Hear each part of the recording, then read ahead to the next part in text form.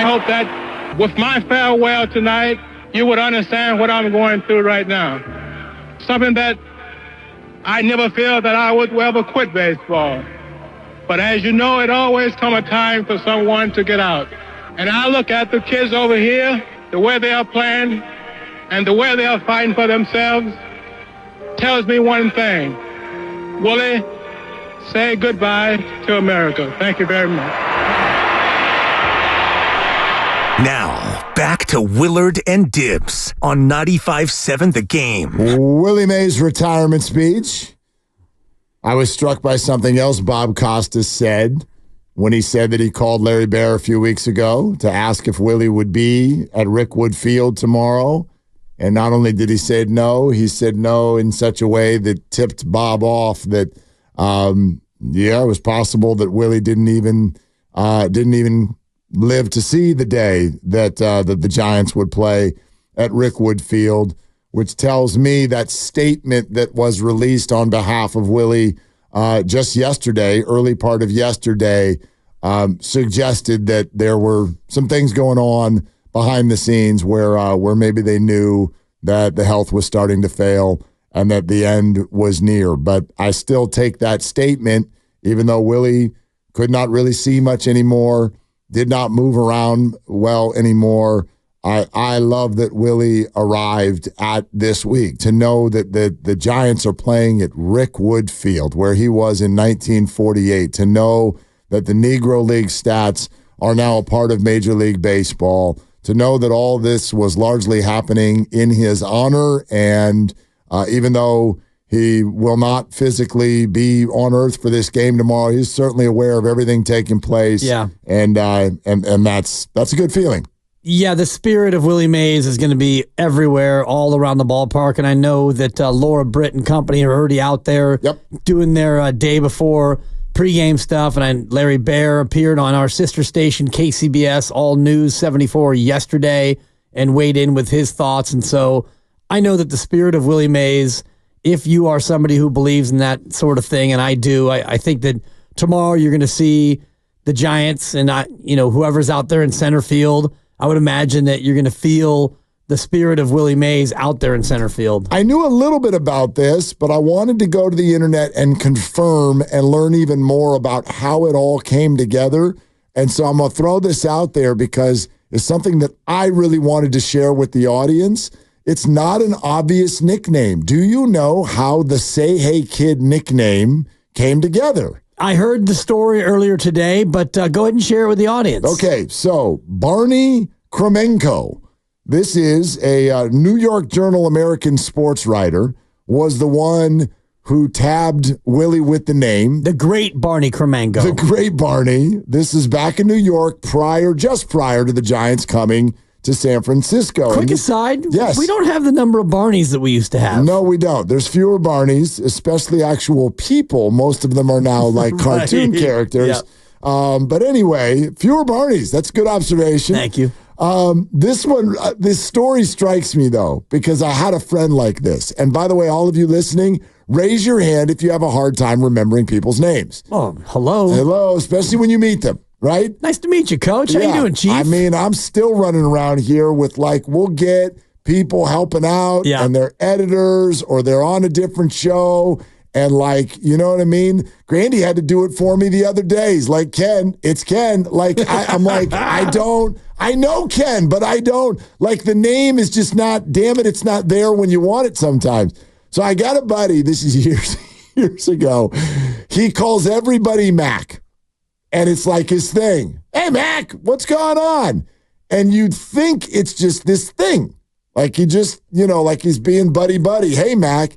He admitted to me one time, he's like, no, dude, I don't know what anybody's names is. I have no clue. So I just call everybody Mac. I figure that way I can get away with it and not get embarrassed by not knowing people's names who I should totally know their names. That was Low Neal with Coach. Hey, Coach. How you doing, Coach? So that's why everything became Coach. Well, Willie famously even spoke on this. Quote, when I broke in, I didn't know many people by name.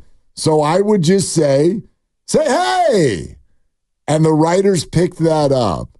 And so it started with say who, say what, say where, say hey. And you can even hear that in the song that we just played a short time ago, Say Hey Kid. And so he would say that to a lot of people because he couldn't remember names or wasn't good, as so many people were coming up to meet him and he was breaking in. So as people would walk in the room, or he would walk in the room, he would just say hey. And that's how he became the Say Hey Kid. So perfect. Yeah. The Say Hey Kid. And, it's a great nickname. Yep. Yeah. I mean, Seems like back then nicknames were much more creatively done than nowadays. It's like your last name is McDonald, so you're Mac. You're Mac. It's just, and that's how we do it. Big Mac. Right, depending. If you weigh a certain amount. Totally. Yeah. Let's go to AJ in Redwood City. Hi, AJ. Thank you for calling. What's up? Hey guys, no, thank you guys for doing this. I think it's great to hear from all the other Bay Area folks like me. I think as far as I've been listening, I think I'm going to be the youngest one to call in. I'm 29, so I was like in elementary school when Bonds was on his run, and that was like a huge sort of bonding moment for me and my dad as I became a sports fan. And the details are going to be fuzzy, but what I remember is when Bonds passes Mays in the home run list, I remember like seeing in the San Jose Mercury News like these stylized pictures of like the home run leaderboard. And Bonds is up there and he's highlighted where he's at now and he's chasing, and Mays is there. And I'm second grade. I don't know who Mays is yet. I don't know anything about the Giants history. So I asked my dad, hey, who's Willie Mays? He's in the orange and black. He has that SF logo next to his picture. And he's like, my dad was like a newer baseball fan too. He immigrated to this country, but he knows he's a world champion. He knows he played with the Giants before he came to SF, and that's when I learned like, oh, the Giants used to be in New York, right? Like I didn't even know that at that point. And my dad takes me. We go to the one computer we have in the house, and we go on the internet and we start reading about Willie Mays. And the internet was so fun back then, because there were like forums sharing pictures and like video clips, and we like listened to like a radio clip, and then we got into the history, and then it was also like, we read about the Negro League stuff, and that was like the first time, when I'm that young, you don't know about all that stuff yet, about how far this country has come. And my dad, immigrating to this country, had only been here for like 10 years at that point. It was also an opportunity for him to learn about how far this country has come and how far we still have to go, obviously. But, and all the images you see of Willie Mays, since then had been him as an old man. But in my mind, it's always that sort of stylized picture, that drawing they had of him in the San Jose Mercury News, like a larger than life comic book superhero-like figure was what it felt like to me. And that's sort of, I feel like that memory for me is like when I became, how at sports fans we say we, like the Giants are us. I sort of felt the weight of the Giants' history, how the torch had been passed from my favorite player at that point was Bonds, and how he was carrying on a legacy and how it was going to continue to carry on. And we're just so lucky as Giants fans. And obviously Willie Mays and learning about all the history past Mays, Tim McCovey, and then Bonds, and then our little run last decade with Bumgarner and Posey and Pablo Sandoval and Tim Lincecum. And I don't know, it's a blessing to be a fan of this club. It's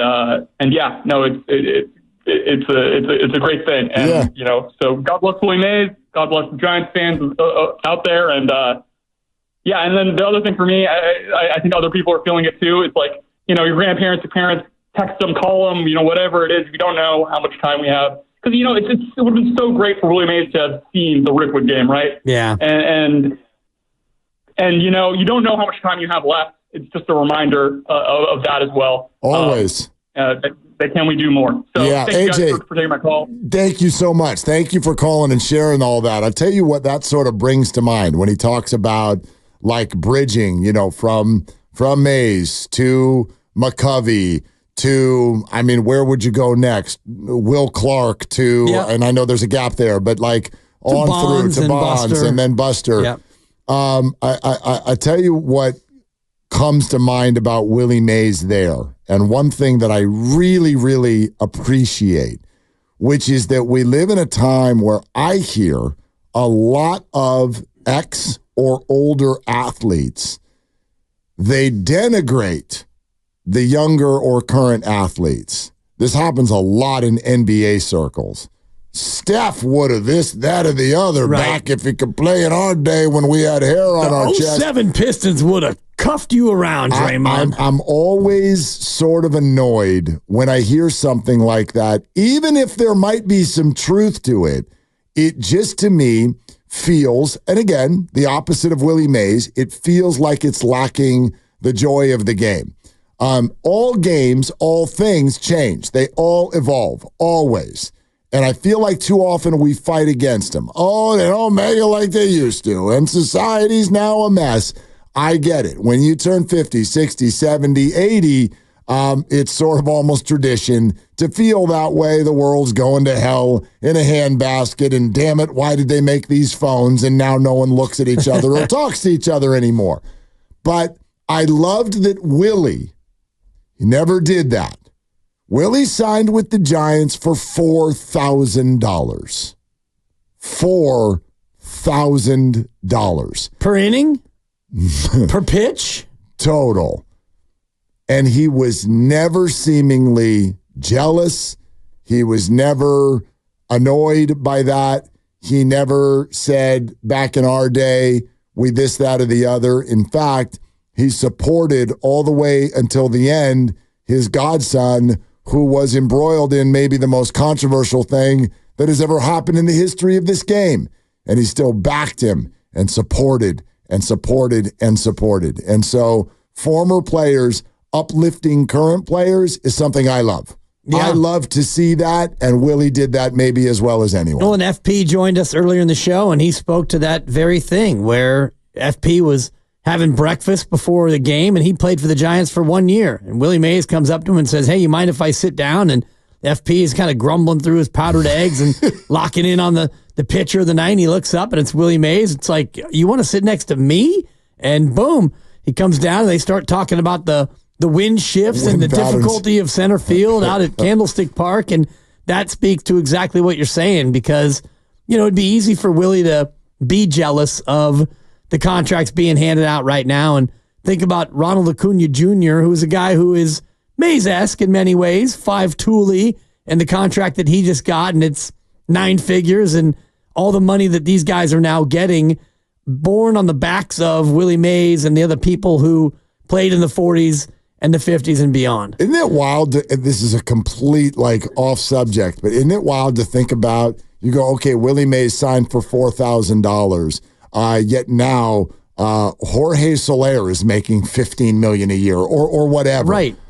NBA players go back a bunch of years, and now a max contract is $55 or $60 million, a quarterback in the NFL. Every generation or two, that's always been true. No matter when you played, the money is way, way greater later. So it would be ridiculous for us to think that that's not going to obviously continue. I mean, when you and I are Willie Mays' age, and we don't move so well, and we don't see, and we're just going to be sitting on a couch somewhere, hanging out, hoping to see the game if somebody can help us learn how to work the doohickey.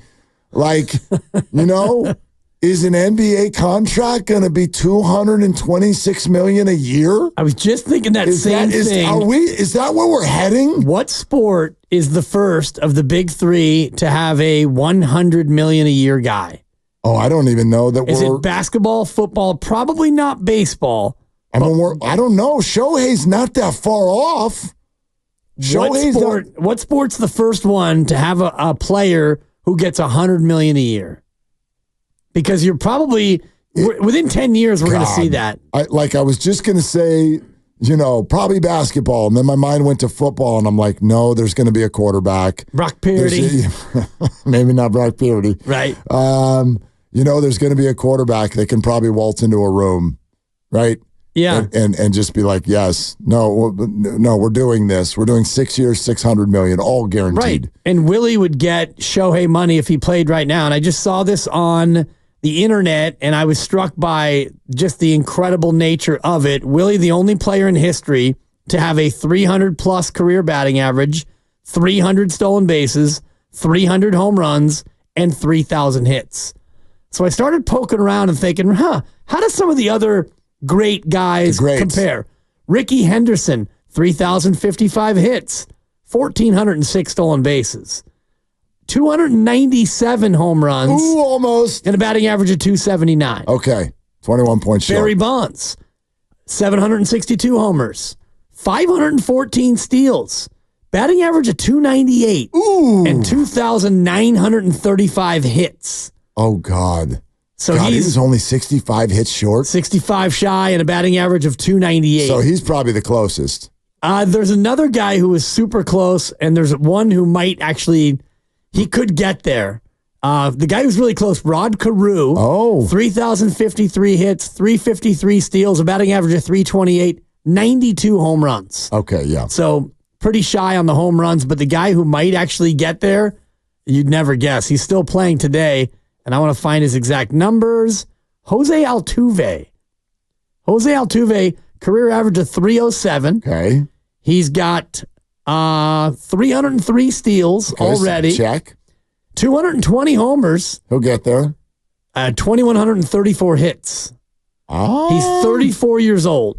Okay. So if he plays, is he already 34? Dude, everyone's older. When the than hell him. did that happen? If he plays 6 more years and he gets, he would need 150 hits a year over 6. I don't know if he's got 6 more years. Homers, he's going to play till he's 40. Right. I don't know. But that just kind of speaks to the overall dominance of Willie Mays. The best. Right. He's absolutely the best. But even the best of the best that we think of, like Pete Rose is another guy who he was over 300 and he had 3,000 hits easy. And I think that he was just shy on the homers. Probably. Yeah. It wasn't a great home run hitter.